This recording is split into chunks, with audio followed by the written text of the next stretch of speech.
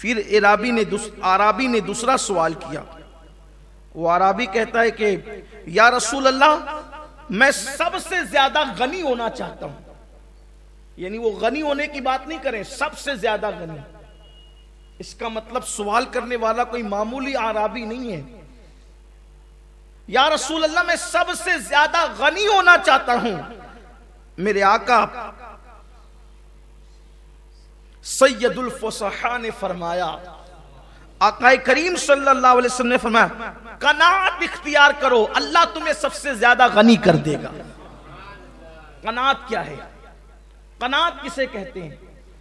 قناعت کی تعریف یہ ہے کہ جو دوسروں کے پاس ہے، جو دوسروں کے پاس ہے اس سے بے نیاز اور لاپرواہ ہو جاؤ، اور جو اپنے پاس ہے اسی پر شکر گزار ہو جاؤ.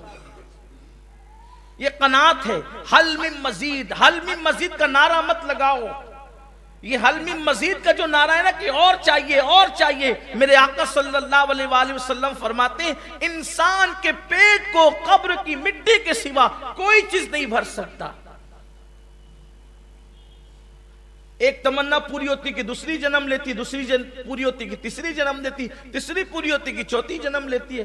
اور فرمایا کہ قناعت اختیار کرو، جو آپ کے پاس ہے اسی پر بس گزارا کر لو، اسی پر شکر گزار ہو جاؤ. فرمایا تم غنی ہو جاؤ گے. اور بہت اچھی بات حضرت سیدنا ذوالنون مصری رضی اللہ تعالیٰ نے فرمائی. حضرت ذوالنون مصری فرماتے ہیں، بہت خوبصورت بات فرماتے ہیں بیٹا دوسرے کے نصیب کا کبھی تجھے نہیں مل سکتا، اور تیرے نصیب کا کبھی تجھ سے چھینا نہیں جا سکتا.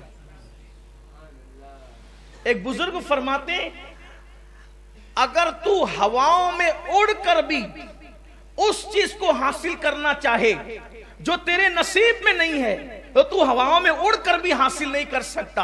اور اللہ نے جو تیرے نصیب میں لکھ دیا ہے اگر تو غار میں بھی بیٹھ جائے تو اللہ تجھے وہاں بھی عطا فرما دے گا. لیکن انسان کو حصول کی کوشش کرنا چاہیے، بیٹھنا نہیں چاہیے، حصول کی کوشش کرنا چاہیے. لیکن اللہ نے جو دے دیا اسی پر قناعت کرو، جو دے دیا اسی پہ بس. بلکہ اگر اس کو اپنی زبان میں کہوں تو یہ کہہ سکتے ہیں کہ جتنی چادر ہو اتنا ہی پیر پھیلاؤ. آج قناعت لوگوں سے نکلتی جا رہی ہے. حیثیت ہے کہ 5,000 کا موبائل استعمال کریں، لیکن دوستوں کے پاس 50,000 کا ہے، تو پھر وہ حیثیت نہ ہونے کے باوجود بھی 45,000 کی جوخم کر کے پھر وہ موبائل خریدنے کی کوشش کرتا ہے. اسی میں انسان پریشان ہوتا ہے.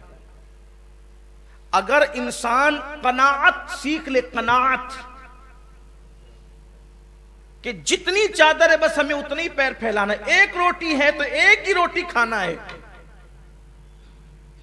دوسری روٹی کو ہاتھ نہیں لگانا ہے. 2 روٹی ہے تو 2 ہی کھانا ہے، تیسری کو ہاتھ. قناعت اختیار کر لے، کبھی شرمندہ نہیں ہوں گے. کبھی کوئی چڑھ کر آپ کے پاس نہیں آئے گا، کبھی کوئی آپ پر احسان نہیں جتائے گا. جتنی چادر اتنے پاؤں پھڑے، اسی کو کہتے قناعت. اور انسان اگر قناعت اختیار کر لے تو زندگی پرسکون ہوگی، وہ کسی کا احسان نہیں لے گا. اللہ تعالیٰ نے جتنا دیا اسی پر بس گزارا کرو، اسی پر گزارا کرو. ام المومنین حضرت عائشہ صدیقہ رضی اللہ تعالیٰ عنہ حضور اکرم صلی اللہ علیہ وآلہ وسلم کی قناعت پر بات کرتی ہوئی فرماتی ہیں کہ 3 مہینے تک چولہے نہیں جلتے تھے، مگر حضور کے گھر کے لوگ اور حضور علیہ السلام خود بھی کھجور اور پانی پر گزارا کر لیتے تھے، اور لوگوں کو خبر بھی نہیں ہوتی تھی کہ حضور کے گھر کا یہ عالم ہے. اور امام اہل سنت سرکار علیہ السلام کی قناعت کا تذکرہ فرماتے ہیں اور یوں کہتے ہیں کہ کل جہاں ملک اور جو کی روٹی غذا، اس شکم کی قناعت پہ لاکھوں سلام. کبھی دوسرے کو دیکھ کر مت جیو، اپنے آپ کی حیثیت دیکھ کر جیو. اگر لباس ہم 500 روپے کا پہن سکتے تو 500 کا ہونا چاہیے. دوسروں کو دیکھ کر کے ہم 1000 کی طرف نہ جائیں، جتنی حیثیت ہو، ورنہ آدمی مقروض ہوتا چلا جاتا ہے. یہ جو دیکھ رہے نا، یہ جو جوا عام ہو رہا ہے، قناعت نہیں ہے، حرص ہے، ہوس ہے، دوسروں کے دیکھا دیکھی ان کی طرح بننے کا چکر ہے. ظاہر سی بات ہے اس کی قسمت میں جتنی دولت ہے آپ کی قسمت میں اتنی نہیں، آپ کی قسمت میں جتنی ہے کسی اور کی قسمت میں اتنی نہیں ہے. تو جب دولت اتنی نہیں ہے تو آپ ان کی برابری کرنے کہاں نکلے؟ اسی لیے میرے آقا صلی اللہ علیہ وآلہ وسلم نے فرمایا کہ دنیا کے معاملے میں اپنے سے نیچے والے کو دیکھو اور دین کے معاملے میں اپنے سے اوپر والے کو دیکھو، تم اللہ کے شکر گزار بندے بن جاؤ گے.